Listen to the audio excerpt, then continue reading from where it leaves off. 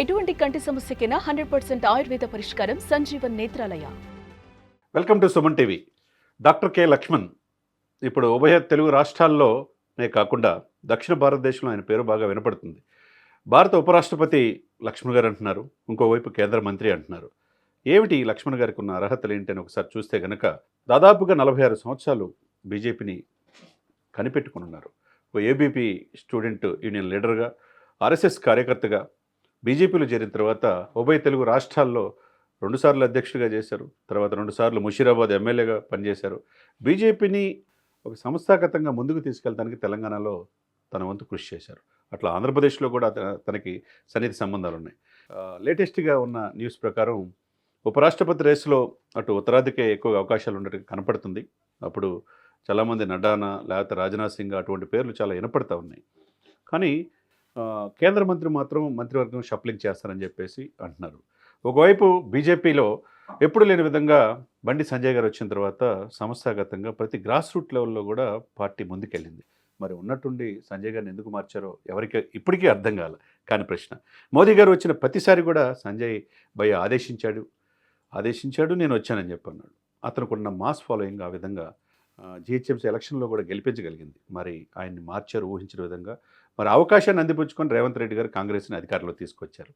మరి కట్ చేస్తే ఆ తర్వాత జరిగిన తప్పును సవరించుకోవడానికి బీజేపీ బండి సంజయ్ని పార్టీ ప్రధాన కార్యదర్శిగా, తర్వాత కేంద్ర హోంశాఖ సహాయ మంత్రిగా నియమించింది. కానీ ఆ పదవిలో ఆయనకి అంత రుచించినట్టుగా కనపట్టలేదు. చాలా చోట్ల ఆయన చెప్పిన దాన్ని బట్టి పార్టీని ముందుకు తీసుకెళ్తానికి, ఎందుకంటే పార్టీ అధ్యక్షుడిగా మరలా చేస్తారనుకున్నారు. ఒకవైపు ఈటలు అనుకున్నారు, బండి సంజయ్ అనుకున్నారు, ధర్మపురి అరవింద్ అనుకున్నారు. వీళ్ళందరూ కాదని రామచంద్ర గారిని పార్టీ అధ్యక్షుడిగా నియమించారు.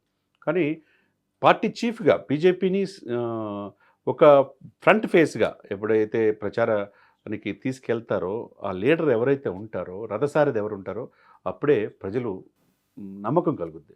ఎందుకంటే నెక్స్ట్ జరిగే ఎలక్షన్స్లో ఎట్టి పరిస్థితుల్లో దక్షిణ భారతదేశంలో పాగాయాలని కృతనిశ్చయంతో బీజేపీ ఉంది. అటు ఆంధ్రప్రదేశ్లో మిత్రధర్మం ప్రకారం కూటమిలో పవన్ కళ్యాణ్ గారి సలహా మేరకు టీడీపీని, జనసేనని బీజేపీలో కలుపుకున్నారు, అధికారంలోకి వచ్చారు. దక్షిణ భారతదేశంలో అక్కడున్న ఎంపీ సీట్లే మూడోసారి ప్రధానమంత్రి అవడానికి మోదీ గారికి ఉపకరించింది. ఇకపోతే కర్ణాటకలో, కేరళలో, తమిళనాడులో కూడా దృష్టి పెట్టారు. కట్ చేస్తే తెలంగాణలో ఎట్టి పరిస్థితులు అధికారులు రావాలని బీజేపీ కళ్ళగంటుంది. ఆ కళ్ళ సాకారం దిశగా ముందుకెళ్తుంది. మరి అటువంటప్పుడు బండి సంజయ్ గారు ఎప్పుడు అగ్రెసివ్ లీడరు, ప్రజల్లో ఉండటానికి ఇష్టపడతాడు తప్పితే కొంత మంత్రివర్గంలో ఉండి అక్కడ సాటిస్ఫై కానట్టుగా కనపడుతుంది.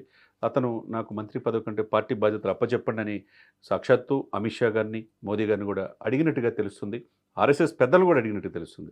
ఏదేమైనా కానీ అటువంటి లీడరు ఇప్పుడు తెలంగాణ రాష్ట్రానికి కావాలి బండి సంజయ్ గారు.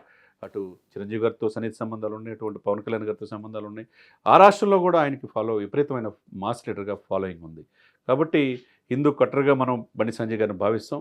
సంజయ్ గారు ఎట్టి పరిస్థితుల్లో బీజేపీ అధికారులు రావడానికి అహర్నిశలు కృషి చేస్తారు అనటంలో ఎటువంటి అతిశయోక్తి లేదు. ఈ బాధ్యత ఎలా అప్పచెప్తారనేది మనం చూడాలి.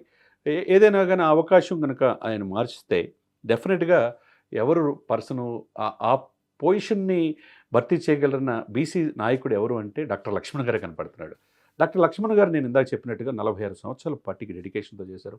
ఇప్పుడు ఓబీసీ జాతీయ చైర్మన్గా, పార్లమెంట్ బోర్డు కమిటీ మెంబర్గా, తర్వాత ఎలక్షన్ కమిటీ మెంబర్గా, తర్వాత రాజ్యసభ సభ్యుడిగా 4 పాత్రలు, అతనుకున్న పాత్రలు ఎవరు చేయట్లా. అంటే పార్టీకి అంత లాయల్టీ ఉన్నాడు కాబట్టి అంత ప్రాధాన్యత లక్ష్మణ్ గారు కనపడుతుంది. మరి లక్ష్మణ్ గారు కూడా ఇప్పుడు మంత్రివర్గంలో డెఫినెట్గా కేంద్ర మంత్రి అవుతారనేది బీజేపీలోని చాలా కీలకమైన ఢిల్లీ వర్గాల నుంచి వచ్చిన సమాచారం ప్రకారం తెలుస్తుంది. ఇదే కనుక జరిగితే లక్ష్మణ్ గారికి కష్టానికి, లక్ష్మణ్ గారి పార్టీకి ఇంతకాలం పనిచేసిన దానికి, ఆయన కృషికి పట్టం కట్టినట్టే అవుతుంది. ఏదేమైనా మరికొన్ని రోజుల్లో ఇప్పుడు పార్లమెంట్ సమావేశాలు, రాజ్యసభ సమావేశాలు జరుగుతుంది వాడివేడిగా.